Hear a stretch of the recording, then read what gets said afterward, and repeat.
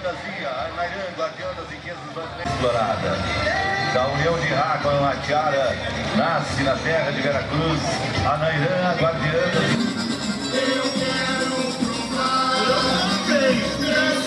Corte do Carnaval, Rei Bom, Michel Loures, Rainha Oliviane Soares, primeira princesa Thaís Mendes Alves, segunda princesa Tiffany Certeiro da Silva, acompanhando agora a guardiã das riquezas brasileiras, recebendo o aplauso. O carnaval mais quente da Costa Doce.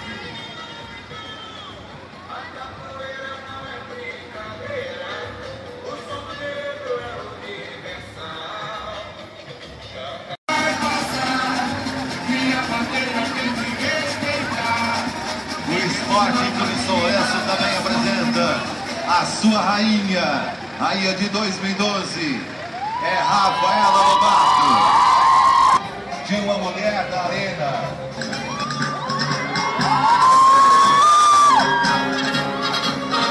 Ela, com toda a importância e simbologia que esse tipo de embarcação tem para o Brasil.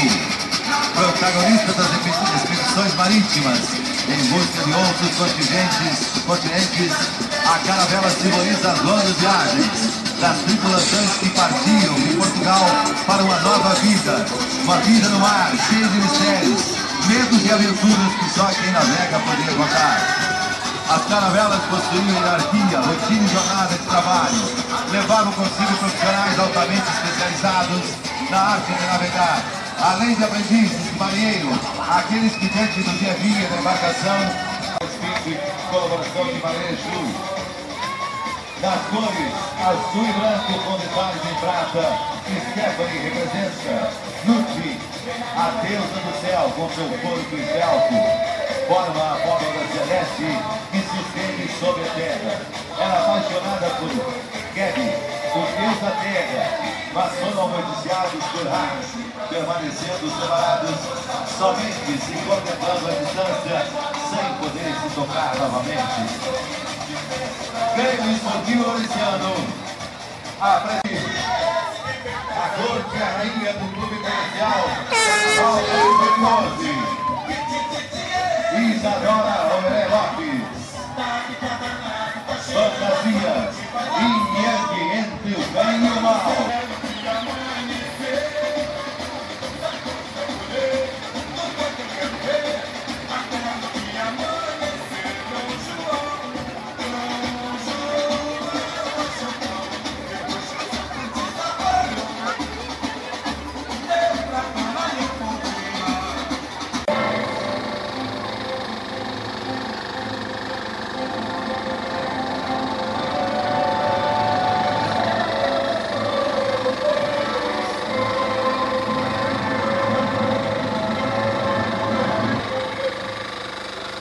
Chapeleiro maluco encontra isso.